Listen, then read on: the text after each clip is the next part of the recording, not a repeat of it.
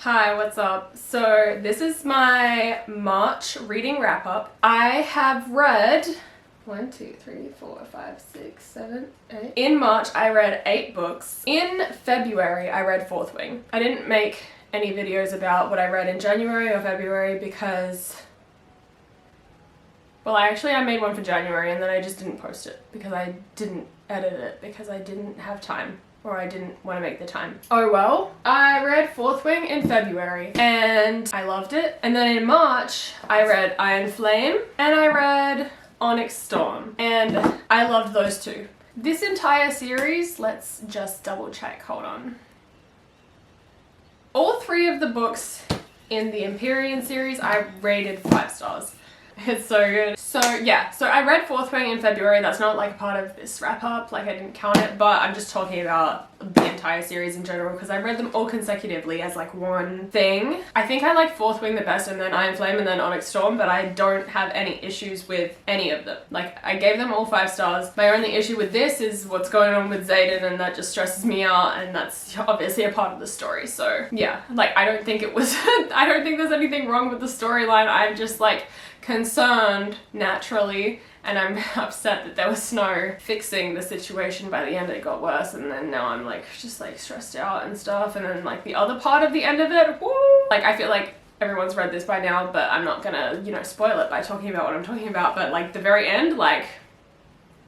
So that's my review on that. 5 stars for the whole series, and I love them so much. I went straight into The Magnificence of Death by Rhea Rainwater, and this was so interesting. I didn't really know what to expect, and I feel like this was a lot more calm than I thought it was gonna be. I definitely loved it. I don't know what I rated it. I think it was Please Show Me. I rated it 4.75 actually. So on Goodreads it just says 4 stars because, you know, they don't do pieces of stars. This I didn't write anything beyond the number on my review. So this was like a really interesting, I looked at the cover and I was like, that's gonna be like, it's a gothic, what is it? It says on the back, to live is a choice, to die is a promise. Death doesn't take kindly to thieves, especially immortal ones.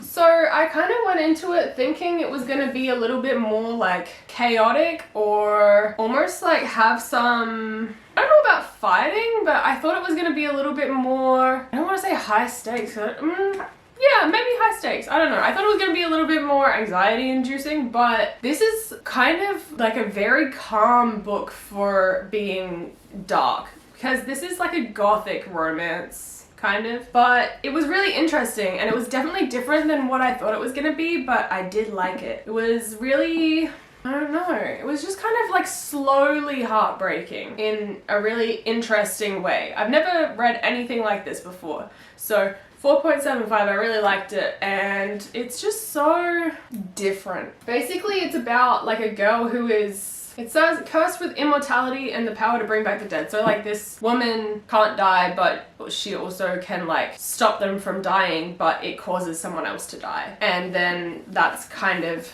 what her curse is, basically. So she's like cheating Death, but then Death is a character in this and he knows this and he's kind of just like stalking her a little bit. Not like stalking to her, but like just like kind of watching when she does this shit and just being like, you need to stop that. I don't know how to describe it. I'm making it sound very silly, but it's very beautifully written, and that's all I have to say about that. This is pretty, by the way. I got these pretty ones because I wanted them. I read Your Knife, My Heart by K.M. Moronova, and I also read My Blade, Your Back by K.M. Moronova. This is like a duology.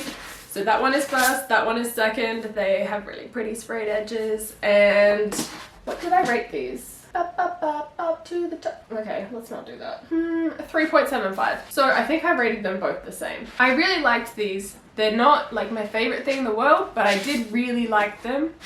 Does that make sense? It's no Fourth Wing, but it's good. So basically the MMC in this book can't stop killing his partners in the Dark Forces, which is like basically like the military, but like a secret part of the military where they send criminals essentially. And this girl gets basically like arrested or whatever, and then they take her to put her in the Dark Forces, and then she has to be his partner, and then he has to try not to kill her. And then It's like a love story kind of, but it's also very complicated. There's a lot of violence, there's a lot of spice, which the spice in this is like a little bit cringe. It kind of icked me out a little, but the plot was really good, so I'll allow it. I really liked this. The plot was really good, and then, yeah, would recommend. 2 of my co-workers that are currently reading this series as well, so I'm very excited to see what they think of it as well. I was watching one of my friends read it at lunch the other day, and her reactions were very funny.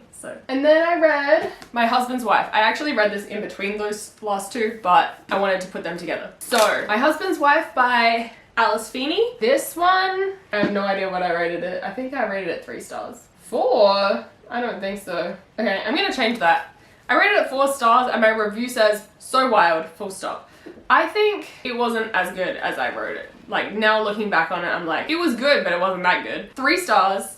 I'm changing my rating. This was really good. It is basically this girl goes on a run. This woman goes on a run, and then when she gets back from her run, her front door is locked, and she knocks on the door, and this woman that looks like her answers, and she's like, hey, what are you doing? And then she's like, my key doesn't work, this is my house. And she's like, no, it's not. And then her husband shows up and he's like, who are you? And she's like, what the fuck?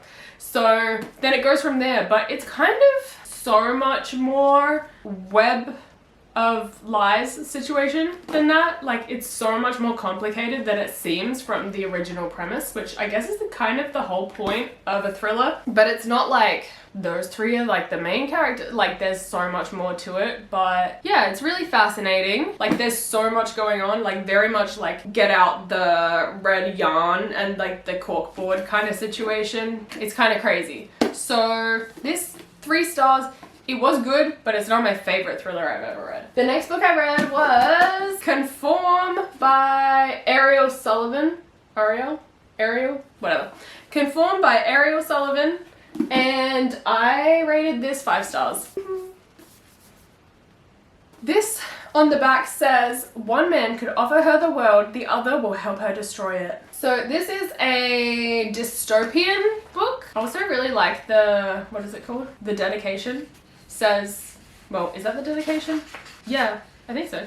It says, to little me, who was constantly told to get her head out of the clouds, but made a world in them instead. Thank you for never giving in. This is for you. I thought that was really, really sweet and very, like, wholesome. Yeah, this basically, we'll just read some of the back. So it says, born to an elite family, Emmeline has been marked as different from birth by a society that judges all its citizens on their ability to conform.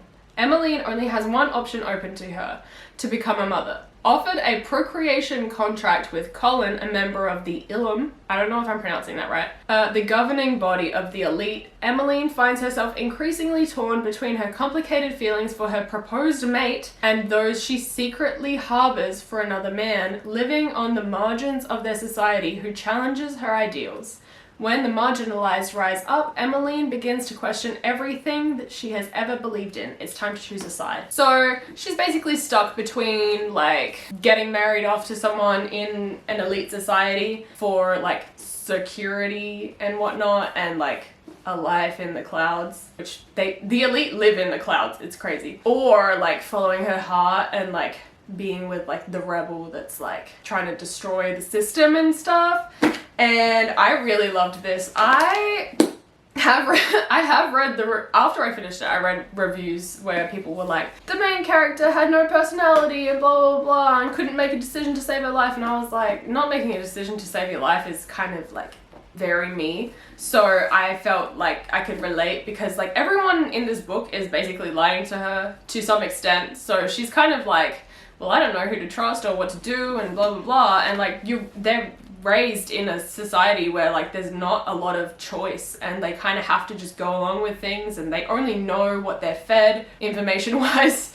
And so it's really like hard to, for me personally, really hard to look at someone being in a situation like that and being like, you should know better or whatever. Like, I think if you're raised in a situation where information is controlled, then how are you going to know any better? So I think a lot of people in the critiques are very much on their high horse thinking, I know better, but it's like, you don't live in that society though. Like, and like obviously neither do I, but I feel like it takes a certain level of empathy to understand a book like that.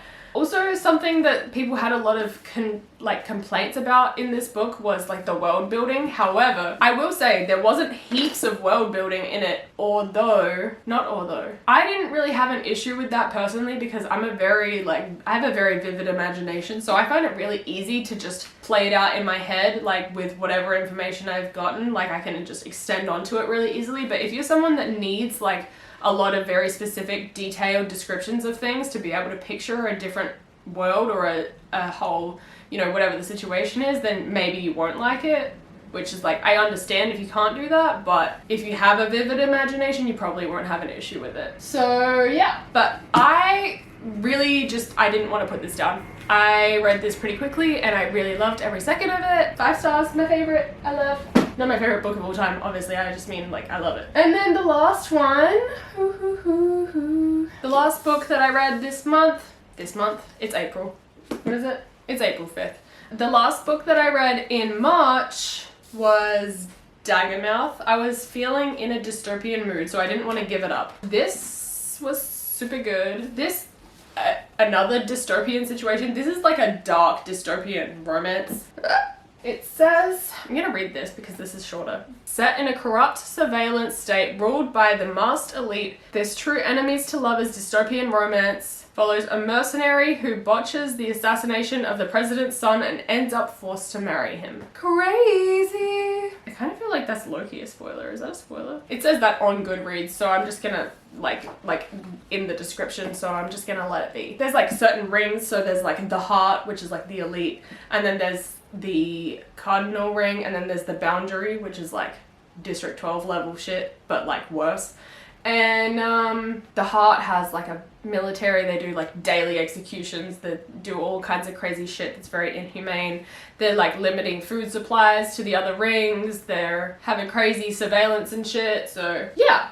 But this follows Shadera, who is from the Boundary, and she's a Daggermouth. That's like I don't know what to call it. It's like a group of assassins, basically. And then there are, like, the other main character is Grayson, who is the son of the president. So he is, like, from the heart, he's part of the elite, and he is the executioner. So he's the one that kills people on a daily on live TV, but for, like, you know, stealing bread for their family and stuff like that. So then they end up just kind of thrown together in a certain situation. They have to see if they can try and get along with each other and figure shit out for the greater good or whatever. That was a terrible description, but basically this is a really good book. I really liked it. It reads like a dark romance, kind of, I think.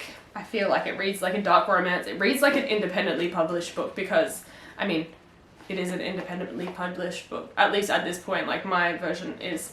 So I feel like it doesn't read like conform to me, reads like a traditionally published book. I don't know if that's just like me having some sort of like a bias or whatever, like not a bad bias, just like this is what it feels like to me. But I really liked it. It was there's a lot of different points of views in this, but it's also written in the third person, which I usually don't love, and I still don't love it, but it was done well enough that I was able to look past it, so that's cool. But yeah, you get a lot of different people's point of view, and I would say most of this book was like a 4.5 to me, and then the ending, like the last few chapters, made it like a 5-star. And now I'm like, I want to know what happens next. I don't know. So there's that. And that is the last one that I read in March. That was everything I read in March. Hope you liked it. Hopefully I read 9 in April. Hopefully April's going to be a really good month. I'm going to try and actually make videos this month, so if there are any other kind of videos that you would like to see, please leave a comment down below and tell me what they are, because that will make me feel more motivated to make them. I will see you in my next video. If you did watch this whole video, thank you so much for watching. I love you. Bye!